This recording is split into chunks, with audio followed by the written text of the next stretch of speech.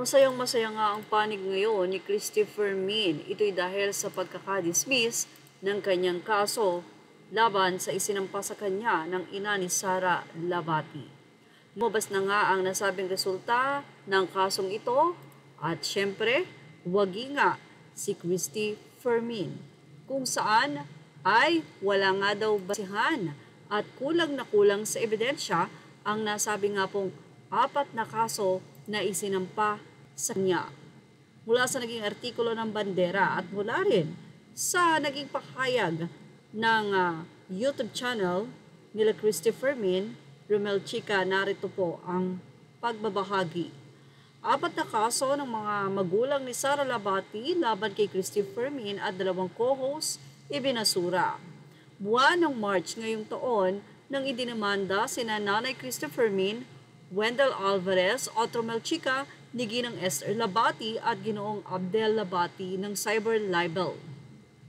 Si Ginang Esther at G. Abdel ay mga magulang ng aktres na si Sara Labati na ayon sa kanila ay siniraan daw ng Showbiz Now na host sa kanilang online show kaya nagdemanda ng cyber libel, harassment, defamation at unjust vexation.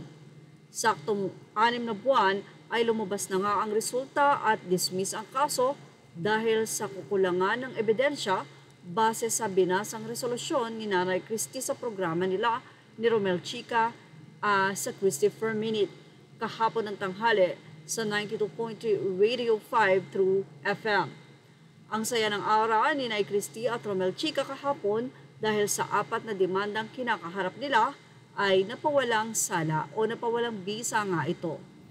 Pahayag ni Christopher Min, host sa mga nagtatanong kung bakit po kami masaya ni Romel Chica at gusto rin naming isama sa aming kaligayahan si Wendell Alvarez. Alam niyo po ang kwento ng aming buhay bilang mamamahayag at nagtatawid sa inyo ng mga balita.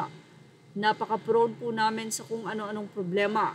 Alam niyo po, 4 na kaso po ang isinampa laban sa amin ng nanay at tatay nitong si Sara Labati. Ang mga kaso ay cyber libel, harassment, defamation at unjust vexation, say pa ni Christopher Min. Napangiti muna si Nay Christy bago nito basahin ang nasabing resolusyong natanggap. Kaninang umaga, Martes, October 1 po, ay natanggap na namin ni Wendell at Romel ang nakalagay. Wherefore, premises, consider it is respectfully recommended. The complaints for cyber libel, harassment, defamation, at unjust vexation filed against respondent Cristinelli Salazar Fermin, aka Christopher Min, Wendell Alvarez, and Romel Villamor, aka Romel Chica, be dismissed for insufficiency of evidence. Napirmahan ang dokumento noong Hunyo 19 ng City Prosecutor pero ngayong Oktubre lang nila natanggap na sa madaling salita ay mahigit 3 buwan lang ang itinakbo ng kaso. Nabanggit din ni Nay Christy na tinawag niya kaagad sina Wendell at Romel Chica para ibalita at nakatanggap na rin pala ang 2 ng kopya at hindi pa lang nila nabasa ang nilalaman ng sulat.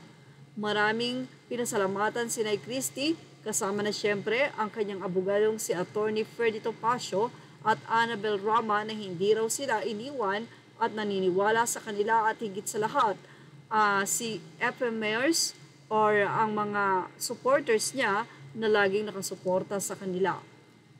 Kapos na ako ng salita, Romel, ikaw na muna, say pa niya.